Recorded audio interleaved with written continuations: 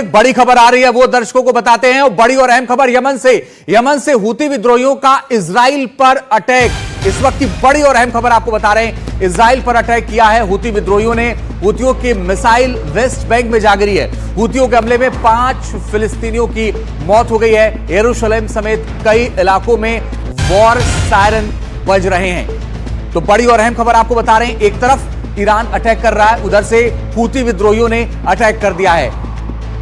और बड़ी और अहम बात है कि हमले दो तरफ से झेलने पड़ रहे हैं अब इजराइल को। लेकिन इस बार शुरुआत कैसे हुई, ये आइए आपको बताते हैं। इस बार शुरुआत इजराइल ने की और ईरान के बड़े सैन्य अधिकारियों को मार गिराया। वो कौन कौन से अधिकारी हैं जिनको मार गिराया गया है? Mohammad Bagheri, chief of army staff Iran, इनको मार गिराया है इजराइल ने। और जो दूसरा नाम है, कुछ अहम नाम है जिनको मार गिराया गया है, हुसैन सलामी, ईरानी गार्ड्स के कमांडर इन चीफ, इनको भी मार गिराया। यानी कितना सटीक निशाना लगाया इजराइल ने, आप इसका अंदाजा लगाइए। इजरायली हमले में जो तीसरे शख्स की मौत हुई है वो गोलमाली रशीद हैं, IRGC हेडक्वार्टर के चीफ हैं। ये सारे प्रमुख लोग हैं। इसके अलावा आमिर अली हाजी जादे ईरान के मिसाइल प्रोग्राम के हेड हैं, इनको भी मार दिया है इजराइल ने, इनको भी मौत के घाट उतार दिया है इजराइल ने। इसके अलावा फेरेदून अब्बासी ईरान के बड़े परमाणु वैज्ञानिक हैं। सोचिए कहां सटीक निशाना लगाया। उमाशंकर सिंह हमारे सहयोगी लगातार बने हुए हैं न्यूज रूम से। उमाशंकर, बड़ी बात यह है कि जितने प्रमुख लोग थे, ऐसा लगता है कि उन सबको निशाना बनाकर इजराइल ने मार दिया है। देखिए, इजराइल का मकसद साफ है। इजराइल का मकसद ये है कि उस पॉलिटिकल लीडरशिप के साथ साथ जो सैन्य लीडरशिप है या फिर जो परमाणु वैज्ञानिक हैं, उनको इस तरह से हमलों में मारा जाए ताकि ईरान जो है वो अपने परमाणु कार्यक्रम को आगे बढ़ाने में पूरी तरह से कामयाब ना हो पाए। और यही उसका मकसद था। और तभी जो इजराइल ने ईरान के परमाणु ठिकानों पर तो हमले किए ही, और जो सैन्य अफसर हैं उनको भी उन्होंने निशाने पर लिया और साथ ही साथ जो परमाणु वैज्ञानिक है उनको भी मारा। तो इसलिए जो बड़ी कैजुअलिटी हुई, हालांकि तुरंत उनका रिप्लेसमेंट जो है वो खामेनी की तरफ से पेश किया गया, लेकिन ईरान को इस झटके से उबरने में अभी वक्त लगेगा।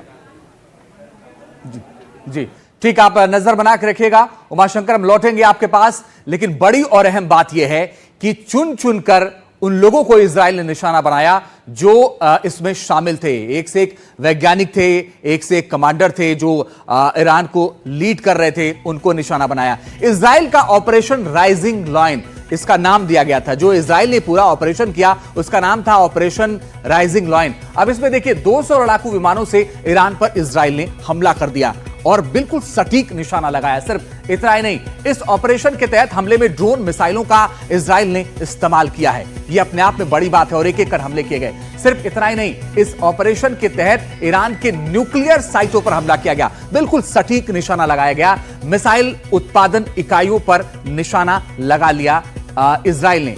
78 लोगों की मौत हुई, 320 लोग घायल हैं। ये ईरान की तरफ से बताया गया है, इजराइल ने नहीं बताया, ये ईरान ने बताया है। इसका मतलब है कि अपने देश के बारे में वो जानकारी दे रहा है तो सही जानकारी दे रहा है। और इसीलिए इजराइल ने इसका नाम दिया था ऑपरेशन राइजिंग लायन। और इसी ऑपरेशन के तहत इन सभी को मार गिराया गया। इजराइल पर 100 बैलिस्टिक मिसाइलें दागी। ईरान का ऑपरेशन टू प्रॉमिस। अब ईरान ने जब पलटवार किया तो क्या था वो आपको बता रहे हैं। हाइपरसोनिक मिसाइल ड्रोन का इस्तेमाल किया ईरान ने इजराइल पर हमले के लिए। इजराइल के आयरन डोम ने बचाव किया क्योंकि डिफेंस सिस्टम है।